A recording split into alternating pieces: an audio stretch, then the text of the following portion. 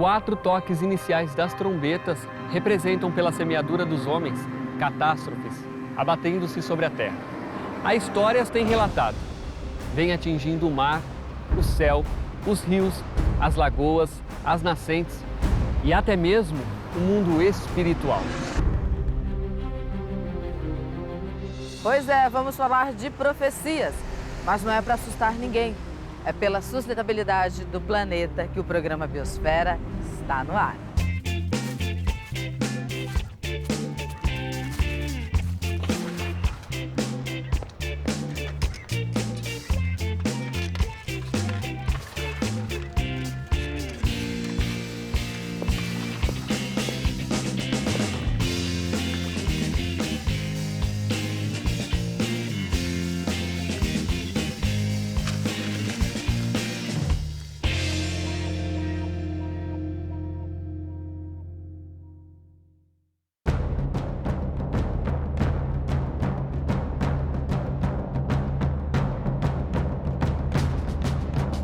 E hoje vamos pensar no meio ambiente sob uma perspectiva diferente.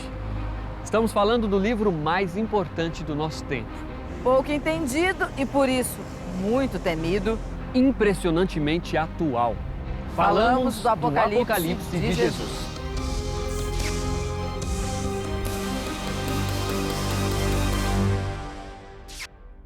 Falar de profecias é falar da vida no planeta Terra, a nossa biosfera. A vitória do ecologista celeste, Jesus, que nos inspira a vencer os nossos desafios também.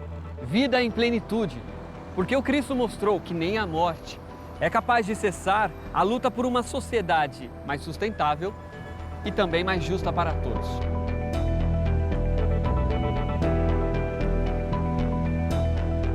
O jornalista Paiva Neto, em seus estudos sobre as profecias do Apocalipse de Jesus, explica que as trombetas são fatos políticos, sociais, econômicos, terrestres e espirituais, que são as consequências das nossas considerações ou desconsiderações éticas.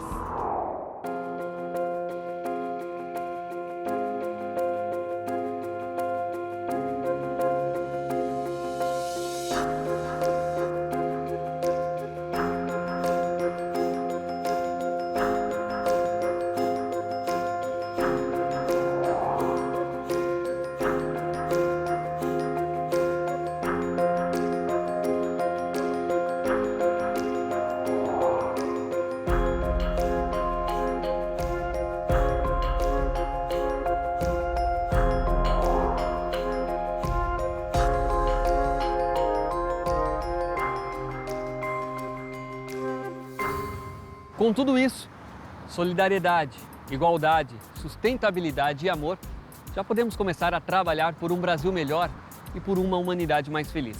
Mas você deve estar se perguntando, o que tudo isso tem a ver com o meio ambiente? Muito justa essa pergunta, mas não se preocupe. A gente explica agora.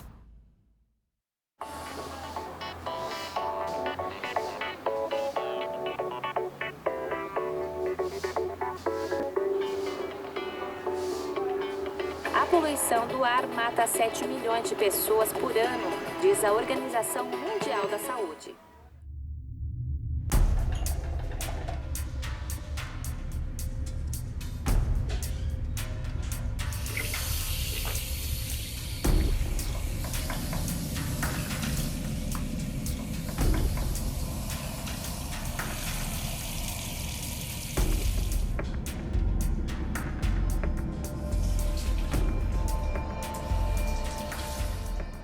As trombetas estão tocando, falando bem alto.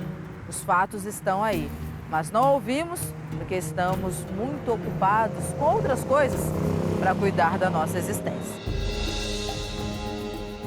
O terceiro anjo tocou a trombeta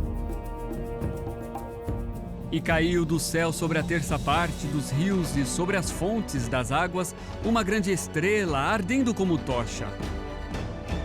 Apocalipse de Jesus, segundo João, capítulo 8, versículo 10. Vejamos o que nos diz a profecia. Perceba que os dados confirmam o que o cientista profeta Jesus já vem nos dizendo há milênios. Nós hoje estamos enfrentando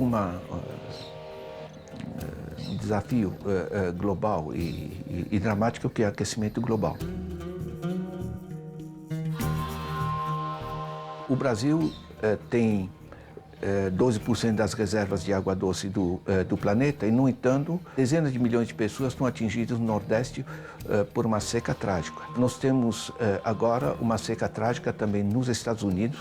Tivemos uma seca semelhante na Rússia, que tem muita água. Nós temos problemas de inundações. Nós estamos enfrentando um caos climático crescente. Hoje, a temperatura em Genebra é 38 graus centígrados, o que é temperatura de Rio de Janeiro, né?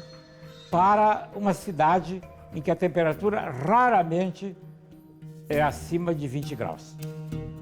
Não tem mais dúvida nenhuma de que as mudanças climáticas elas estão acontecendo não só no mundo e sobretudo aqui no Brasil, né? Os brasileiros estão cada vez mais acostumados com as mudanças climáticas, infelizmente. O aumento da temperatura da Terra está criando cada vez mais instabilidades nos fatores que determinam o clima da Terra. E tem mais.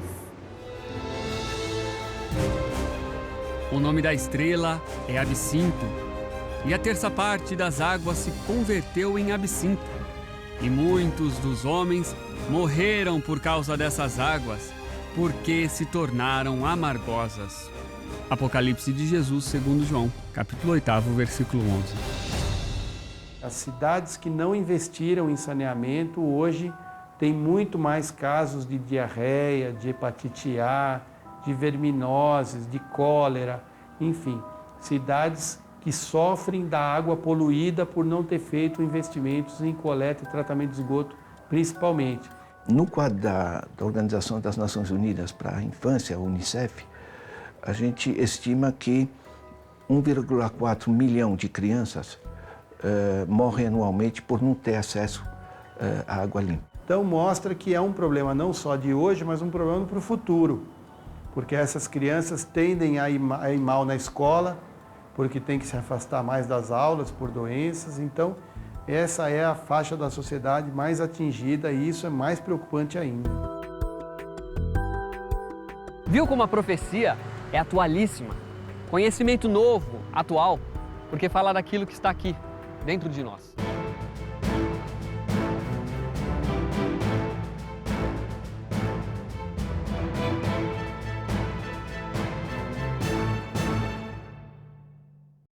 Pelo que você já observou, esse processo de degradação ambiental, o qual vivemos, já ocorre há muito tempo, ó. E não é nenhuma surpresa, porque está tudo, há séculos, nos registros sagrados.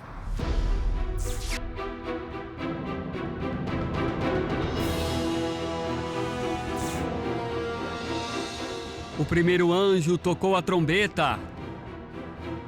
E houve saraiva e fogo de mistura com sangue, e foram atirados à terra.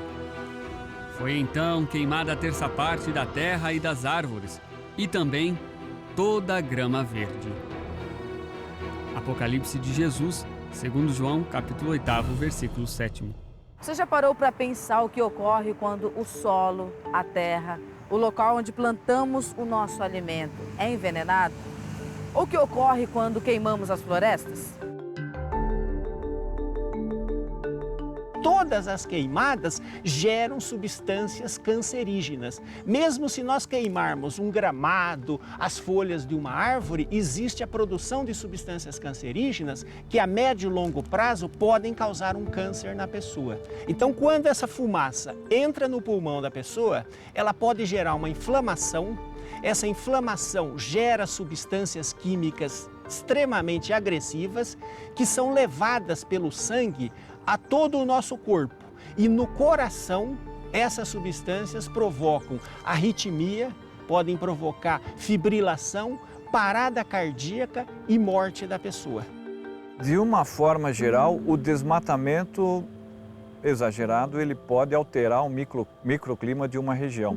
A gente pode pegar o exemplo de São Paulo, porque era conhecido como a terra da garoa, que tinham condições climáticas muito bem definidas, a chuva não era tão intensa, e devido ao desmatamento e à urbanização dessa região, altera as condições de temperatura, de circulação de ar, de transporte, de umidade, e a gente passa a ter chuvas mais intensas, mais rápidas, que dão origem às enchentes. Então, as pessoas acabam avançando em direção às áreas de remanescentes de mata, em parte como uma atividade comercial, pela produção de madeira ou em algumas regiões pela produção de carvão.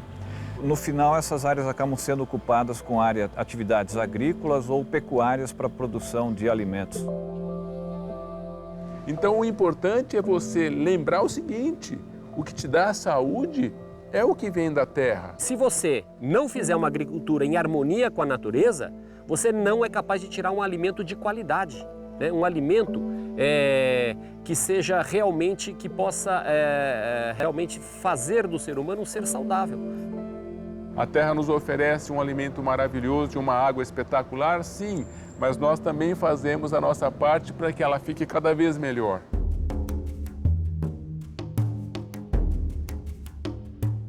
Então, o solo é um recurso essencial para a sobrevivência do nosso planeta, na nossa sobrevivência na Terra. Então, ele, para estar vivo, para desempenhar suas funções na produção de alimento, fibras, energia, na regulação dos ciclos hidrológicos, na ciclagem dos nutrientes, na adaptação e mitigação das mudanças climáticas, ele tem que estar saudável.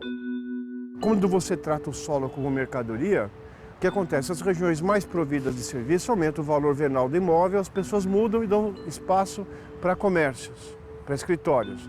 Ou seja, você tira a população de onde tem transporte, serviços, hospitais e vai, pelo preço do terreno, vai deslocando cada vez mais.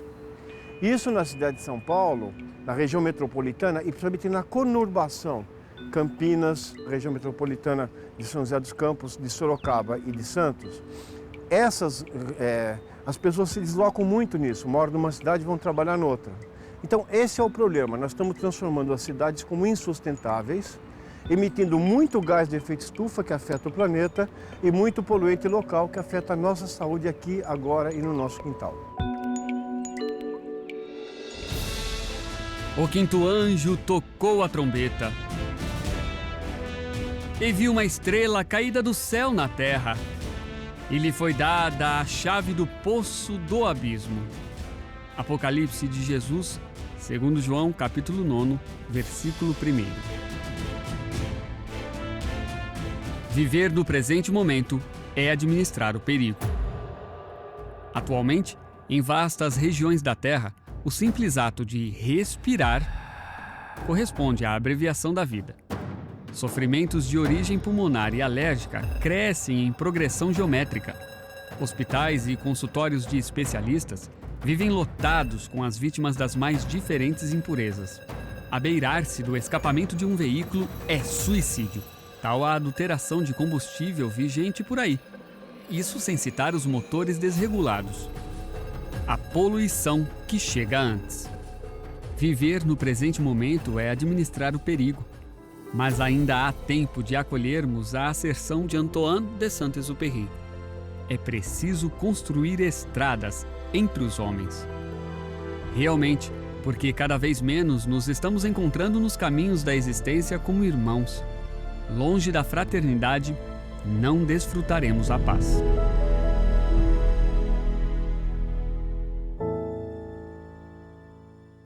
No mundo morreram 7 milhões de pessoas por poluição do ar, o que é mais que malária, por exemplo. A gente estima que na região metropolitana de São Paulo morrerão a mais 7.500 a 8.000 pessoas. Portanto, a poluição do ar tem uma dimensão muito séria, né? As queimadas são mortais e matam muitas pessoas todos os dias no nosso planeta, infelizmente. E é aí que reside o grande problema, que essa queima, ela tem um preço, porque ela gera poluição, ela gera partículas, ela gera gases, que são todos eles agressivos aos seres vivos, especialmente ao ser humano.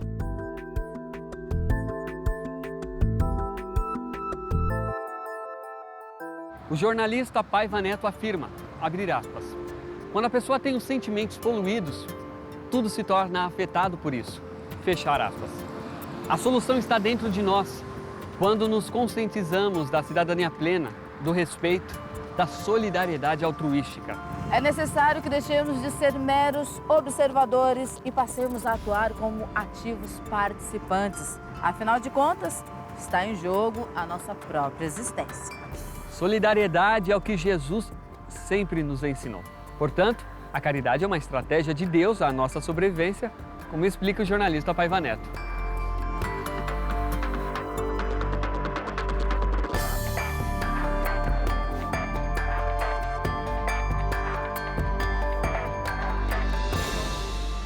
Depois de tudo isso, você pode pensar que o que resta é acabar de assistir ao programa e só ir embora e esperar a nossa própria catástrofe. Moral e espiritual, mas não. Nós, enquanto espécie humana, né, que nos achamos assim o máximo, né, nós subestimamos a capacidade que o planeta tem de nos devolver com a mesma intensidade aquilo que nós fazemos para ele, né? Então, acho que a gente tem que repensar. A água, como elemento central da vida, né, ela tem que voltar a ser utilizada de maneira inteligente.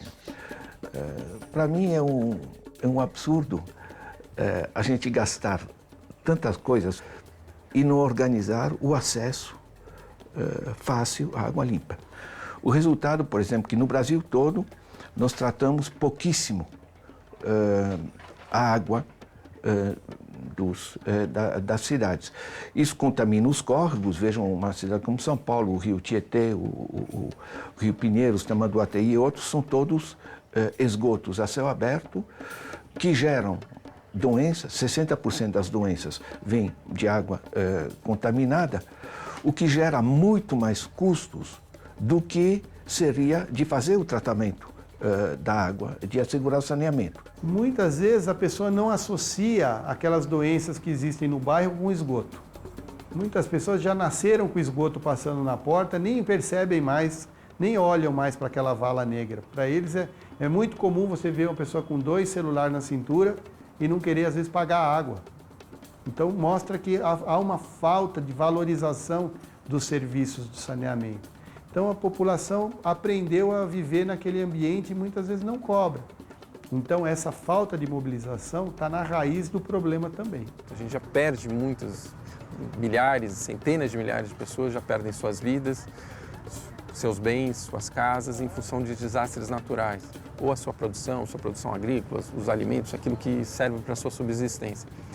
Há 1 bilhão de pessoas no planeta vivendo com menos água de qualidade do que deveriam, há mais de 1 bilhão de pessoas vivendo com menos alimentos do que precisam. As mudanças climáticas vão agravar isso tudo.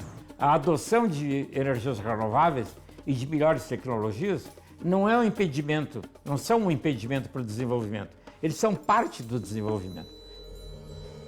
Não podemos cruzar os braços como se nada estivesse acontecendo. O planeta vai continuar existindo, sim. Mas que planeta queremos? Será que vamos poder viver aqui? Quem fará a diferença? Você conhece aquele ditado que ensina ninguém faz nada sozinho? Pois é, uma ótima notícia. Não estamos sozinhos. Estamos em um momento para refletir sobre a mensagem de renovação vivida por Jesus, o Cristo ecumênico, o divino estadista, que nos mostrou que por mais que o desafio pareça maior do que podemos superar, não é impossível fazer diferente e provocar a mudança. Ele nos convida à transformação com solidariedade, dizendo com o seu próprio exemplo que a morte não é o fim de tudo, que a dor não é a nossa derrota e que, portanto, a luta por uma vida mais sustentável não pode parar.